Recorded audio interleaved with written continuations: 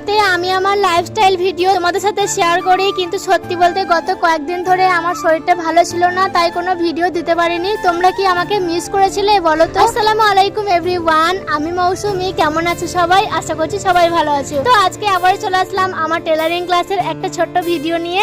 আজ আমি একটা সুন্দর ড্রেস বানিয়েছি। ড্রেসটার নাম ঠিক জানি না, তবে কিভাবে বানালাম সেটাই কিন্তু আজকে ভিডিওতে তোমাদের সাথে শেয়ার করব। এই যে ক্লোথটা দেখছো, আমি এটা অনলাইন থেকে নিয়েছিলাম। ভেবেছিলাম একটা গ্রাউন্ড ড্রেস বানাবো, যেহেতু কাপড়টা কটন ছিল না, তাই এর ভিতরে দেওয়ার জন্য একটা কটন লাইনিং পিসও কিনে নিয়েছিলাম এই দোকান থেকে। তারপরে গেলাম সুতো কিনতে। কোন কালারটা নেব বুঝতে পারছিলাম না, তাই দু কালারে দুটো সুতো কিনে নিয়েছিলাম। আর আমার সাথে আমার একটা বান্ধবীও ছিল, তো ভাবলাম যে টেলারিং ক্লাস থেকে যেহেতু বাইরে বেরিয়েছি একটু কিছু খেয়ে নিই, তাই দুজনে দুটো ম্যাঙ্গো আইসক্রিম কিনে খেয়ে নিলাম। তারপর আবার ক্লাসে ফিরে গিয়ে আমি আবার আমার ড্রেসের কাটিং শুরু করলাম। এই ড্রেসটা আমি একটু ডিফারেন্ট স্টাইলে বানাচ্ছিলাম, তাই ম্যামও আমাকে অনেকটাই হেল্প করেছিল। পুরোটা কাটিং হয়ে যাওয়ার পরে যেহেতু গ্রাউন্ড টাইপ ড্রেস বানাচ্ছিলাম, তাই লেয়ার গুলো কেটে নিয়েছিলাম।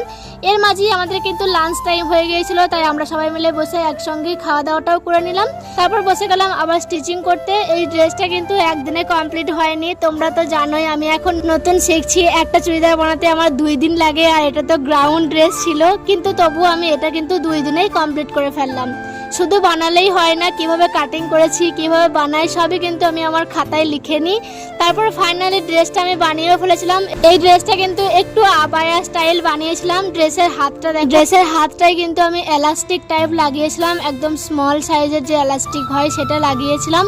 তো এই যে ফাইনাল লুক, তো কেমন লাগছে ড্রেসটা তোমরা কিন্তু অবশ্যই কমেন্ট করবে। তো যাই হোক, তারপরে আমাদের টেলারিং ক্লাসে কিন্তু ছুটিও হয়ে গিয়েছিল, সবাই মিলে আমরা বাড়িও চলে গিয়েছিলাম। আজকে ভিডিওটা এখানেই শেষ করে দিচ্ছি, আবার দেখা হয়ে যাবে তোমাদের সাথে নেক্সট কোন একটা ভিডিওতে। আল্লাহ হাফেজ।